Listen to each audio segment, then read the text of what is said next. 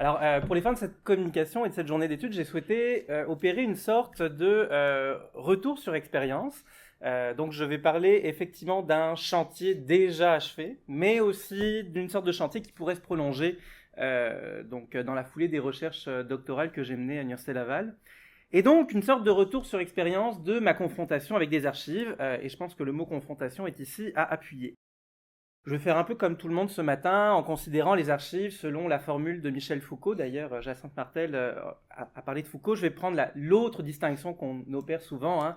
Les archives comme monuments et comme documents, hein, c'est un peu comme ce qu'on fait aujourd'hui. Donc, des documents et des monuments qui nous permettent d'étudier plus précisément les pratiques et les discours littéraires des femmes. C'est le mien canton et c'est celui duquel je vais vous parler aujourd'hui. Je rappellerai en guise d'introduction que l'inscription des femmes dans la vie littéraire, elle est à la fois évidente et problématique. Pourquoi évidente ?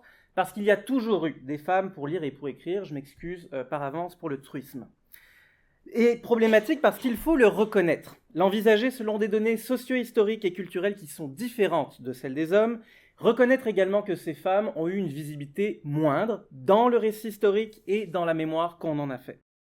Cette place des femmes dans la littérature et du féminin, qu'on pourrait comprendre comme ensemble de représentations qui accuseraient une différence hiérarchique des genres dans l'espace social, mérite qu'on questionne plus précisément encore, je crois, les conditions d'accès à l'écriture, les modèles et les contre-modèles, et plus généralement, le champ des possibles et des contraintes qui s'offrent à celles qui souhaitent accéder à la profession d'écrivaine.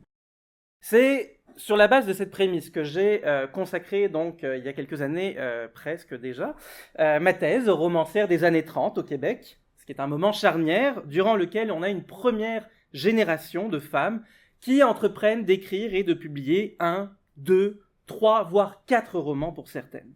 Ce premier âge du roman féminin, comme je l'ai appelé, se distinguait par le nombre de titres publiés en volume, mais aussi par une cohérence formelle, idéologique, sociologique, qui caractérisait ces romans et leurs autrices. Pour certaines restées célèbres, Jovette Alice Bernier par exemple, ou Eva Sénécal. Pour d'autres plus méconnues, qu'on pense à Michel Lenormand, Laetitia Fillon ou Lucie Clément pour ne nommer qu'elles.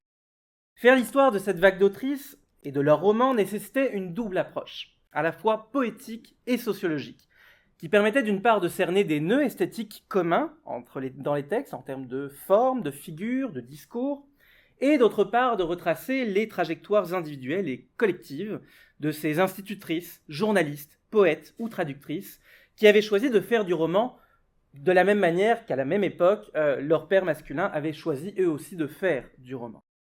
Antichambre de la création et caisse de résonance du système d'assignation genrée, les archives dont nous pouvons disposer, qui sont pour certaines pas du tout les archives d'écrivaines, mais qui sont les archives d'écrivains, qui disposent de lettres et de notes de la part d'écrivaines. Donc ces archives nous apparaissent comme une sorte de trait d'union entre ces deux approches poétiques et sociologiques revendiquées. Une interface entre le texte et le contexte, on a déjà parlé de cette distinction-là avec Micheline Cambron tout à l'heure, ou pour le dire avec Alain Viala, un prisme qui nous permet de comprendre simultanément l'émergence d'un projet romanesque et la concrétisation discursive d'une vocation d'écriture au féminin. Et c'est vraiment sur cette notion de prisme qu'a formulé Alain Viala dans son traité de sociopoétique et sur celle concomitante de Jérôme Mésos de Posture, qu'on connaît très bien, que je vais m'arrêter aujourd'hui. Alors si on avait eu 20 minutes, j'aurais mobilisé 2 exemples. Comme on a 15 minutes, je vais juste m'en tenir à un exemple qui m'apparaît emblématique de cette vague d'écriture des femmes dans les années 30. Et donc cet exemple va me permettre de confirmer 2 choses. La première, c'est l'existence d'une stratégie globale, donc à mi-chemin entre le conscient et l'inconscient, une stratégie c'est très ambivalent, qui depuis les lettres jusqu'au roman nous permet au sujet féminin d'asseoir sa légitimité dans le champ littéraire.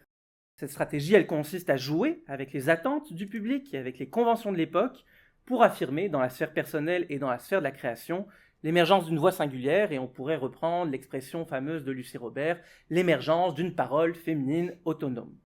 Le second objectif, et je m'inscris dans la foulée de ce qu'on a fait déjà depuis ce matin, est d'ordre méthodologique, puisqu'il tient à montrer un usage qu'on peut faire des archives. Il s'agira de valider la thèse selon laquelle les archives constituent bien, et je m'excuse du caractère un peu galvaudé de la formulation, un laboratoire d'écriture. Pour le dire autrement, avec Brigitte Diaz, peut-être, l'archive est le lieu d'invention d'un style, un style qui est littéraire au sens du terme, mais aussi un style au sens de manière d'être au monde. Alors le cas que j'évoquerai, on ne se refait pas et on a tous ces petits dadas. Moi, mon cas, c'est celui de Jovette Alice Bernier, peut-être celui que je connais le mieux. Poète remarqué dans les années 20, qui publie 3 recueils de poésie, et en 31, un roman qu'on connaît maintenant assez bien en histoire littéraire, La chair décevante.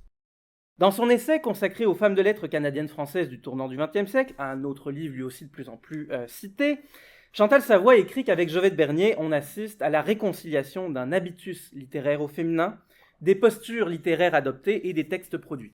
Et que l'autrice, une fois légitimée par discours critiques et prix, peut enfin faire imploser les conventions littéraires et, a fortiori sociales, avec un roman qui, dès le titre, s'annonce avec un parfum de scandale.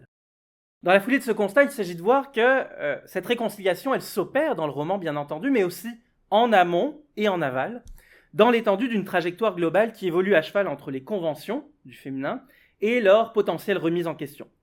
Pour reprendre le titre d'un livre célèbre de l'historienne André Lévesque, une trajectoire entre la norme et la déviance.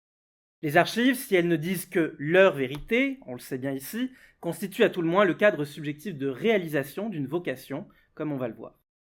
Alors pour commencer, je voudrais citer Maurice Lemire, qui en 80 nous fournissait un éclairage intéressant sur la façon avec laquelle les écrivaines de l'entre-deux-guerres, Bernier en tête, avaient investi la littérature. Donc, Maurice Lemire écrit dans Introduction à la littérature québécoise « Les femmes se limitent au seul champ qui leur soit ouvert, l'amour, et elles ouvrent ainsi, maladroitement la plupart du temps, un domaine nouveau à la littérature. » Alors, je laisserai ici de côté le jugement de Lemire, qui peut-être relève plus d'un discours de l'époque dans laquelle écrit l'historien, et je laisserai aussi ce qu'on pourrait appeler les apories du phénomène historique, avec le maladroitement, mais peut-être plus apprécier ici la justesse du propos de Lemire qui entoure l'amour et sa place au sein de la vie littéraire de l'époque et surtout au sein de ce qu'on pourrait nommer, suite aux travaux de Christine Planté, l'imaginaire générique. Et c'est ce qui est dans mon titre, comme vous l'aurez remarqué.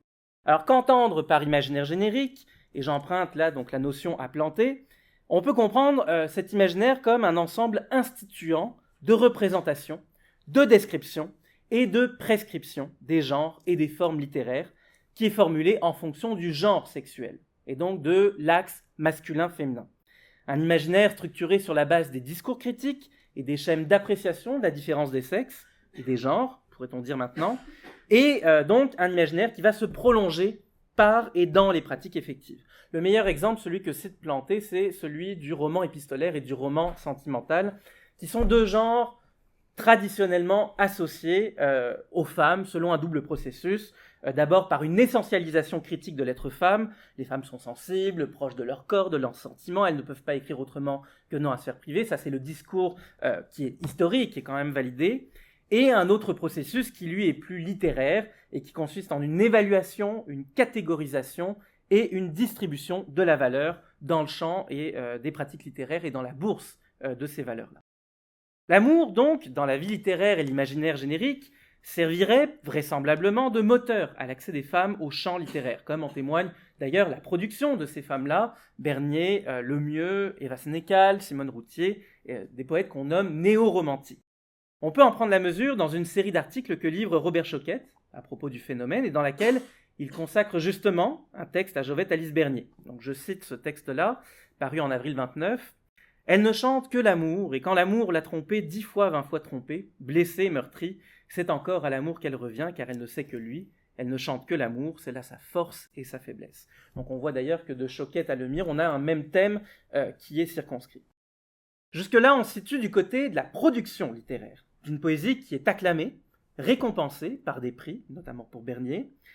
Or, l'amour, qui renvoie tout autant à un thème littéraire qu'à une forme poétique apparemment associée aux femmes, est également investi par Bernier comme le levier d'une posture, d'une stratégie de placement, qu'on peut cerner à partir de la correspondance que va adresser l'autrice à Louis Dantin. Et donc c'est là que je fais intervenir les archives.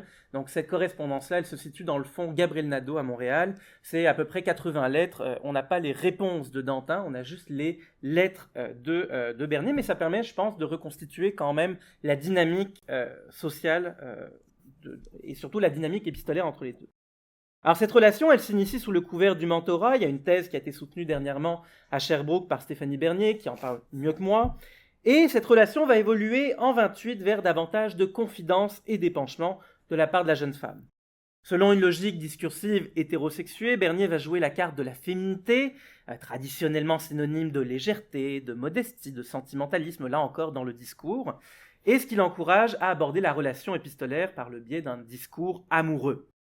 Dans une longue lettre du 7 octobre 1928, elle confesse un sentiment amoureux à l'égard du mentor. « Je ne sais pas pourquoi cette personnalité me fait tant de plaisir à vous regarder, à vous découvrir, à vous analyser, à vous aimer. » Bon, c'est dit. Cette sympathie que j'éprouve prend des proportions désespérantes, une mesure qui n'est plus une mesure et qui me donne un peu le vertige, ce vertige qui déséquilibre un peu ma lettre et que je dois avouer pour m'excuser. Alors il ne s'agit pas de savoir si Bernier aime véritablement Dantin, on laissera ça à d'autres herméneutes.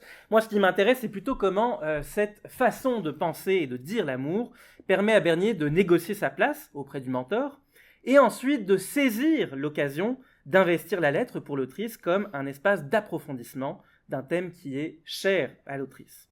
Elle fait ce qu'elle nomme son credo d'amour, et je cite le texte. Or, c'est précisément par cette manifestation d'une posture d'amoureuse et par l'accumulation d'effets qui, on pourrait les catégoriser comme des effets performatifs du féminin, que la poète va élaborer simultanément un ethos de femme rebelle auprès du critique et du mentor. Dans la même lettre que je citais, cette image de frondeuse va servir l'épistolière dans le rapport de place avec Louis Dantin, puisque Bernier refuse la complaisance et l'hypocrisie au nom de l'amour, oui, mais aussi et surtout d'une sincérité qu'elle va faire sienne et que son destinataire semble apprécier. Je cite la lettre, « On ne me ligote plus avec la peur, les conventions, tout le tralala des mots, je suis affranchi et j'ai le droit de compter pour une unité. Je n'avale rien que je ne digère pas. Les coups de pied de mule que j'ai reçus m'ont fait monter assez haut pour voir tout le petit manège qu'on faisait en dessous, et les quelques ensoutanés qui ont voulu me faire le coup croche ont si bien manqué leur coup qu'il n'est plus à reprendre. » Elle écrit, quelques semaines plus tard, et toujours dans le prolongement de cette déclaration d'amour, « C'est que je suis bien inconventionnel, allez. C'est laid des fois ma franchise, mais c'est franc. C'est laid aux yeux d'autrui, mais pour mes yeux à moi, je ne me vois pas laide dans ce que je dis. J'ai l'âme simple, ni méchante, ni sainte, rien qu'amoureuse et humaine. » Amour et inconvention fonctionnent donc sur un même rythme chez Jovette Alice Bernier. Ce sont les deux faces d'une même manière d'être dans le monde et dans la littérature, un moyen de légitimer la parole féminine auprès du mentor, tout en dénonçant implicitement les mécanismes d'attribution de la valeur et du pouvoir, tant dans l'espace social que dans le champ littéraire. Dans cette perspective, je pense qu'en recourant aux archives, on comprend mieux La chair décevante et son fonctionnement discursif et formel, et la portée subversive de ce récit à la première personne qui s'ouvre à la base comme un roman d'amour, mais qui ne le sera pas dès le chapitre 2 des 4 chapitres. L'archive éclaire le roman et elle permet même, si on veut, de dessaisir le constat d'exception qui a pu entourer ce titre dans l'histoire littéraire. On pourrait voir à peu près la même chose chez Eva Sénécal et encore mieux chez une écrivaine complètement à l'opposé qui est Michel Lenormand. Donc, dessaisir le constat d'exception et mieux inscrire ce roman et son autrice dans les dynamiques esthétiques et sociales qui régissent le champ littéraire. L'étroitesse des rapports entre la lettre et le roman prend une plus grande ampleur lorsqu'on considère ce discours de l'amour et sur l'amour dans les deux pratiques. Bernier s'exclame face à Dantin en octobre 1929 que c'est bête une femme amoureuse. Et elle poursuit en développant tous les défauts que peut avoir une femme amoureuse. Et on va retrouver la même chose sous la plume du personnage féminin, Didi, dans La chair décevante. Je cite le texte, « Quand on est une amoureuse, on n'échappe pas au destin, on s'attache, on résiste, on se donne, mais quoi qu'on fasse, on souffre. Quand on n'est qu'une amoureuse, toutes les routes sont fatales, tous les carrefours glissants, tous les chemins dangereux. » Cette figure de l'amoureuse, qui traverse l'écriture épistolaire, romanesque, poétique, qu'on pense à Tout n'est pas dit ou au Masque déchiré, et même journalistique et radiophonique à la même époque, cette figure donc est une façon de mieux concevoir la porosité des pratiques privées et publiques, non pas dans une tentative de refaire un peu la vie et l'œuvre de l'auteur, de l'autrice comme le faisait Lançon, mais plutôt dans une sorte de prolongement de ces pratiques-là, du privé au public, etc. Et cette figure-là nous permet aussi de concevoir la constitution d'une écriture système qui est cohérente et où l'identité sociale tend à rejoindre l'autrice et sa production. Une écriture système qui permet de rejouer le mythe de l'éternel féminin qui prime à l'époque, pour mieux le déjouer. Il en va ici d'un principe ambivalent de singularité en régime littéraire, singularité qui s'imprime à la fois par le truchement des effets du féminin et par la volonté de choquer et de créer le scandale.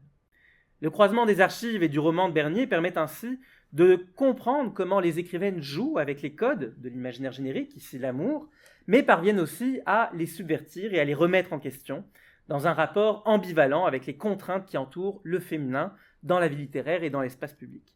Les lettres ne font pas nécessairement le lit du réel, il n'empêche, une lecture dite intégrée favorise une compréhension bien plus grande du phénomène d'accès des femmes à la littérature et qui ne doit pas se restreindre uniquement à l'étude des productions imprimées.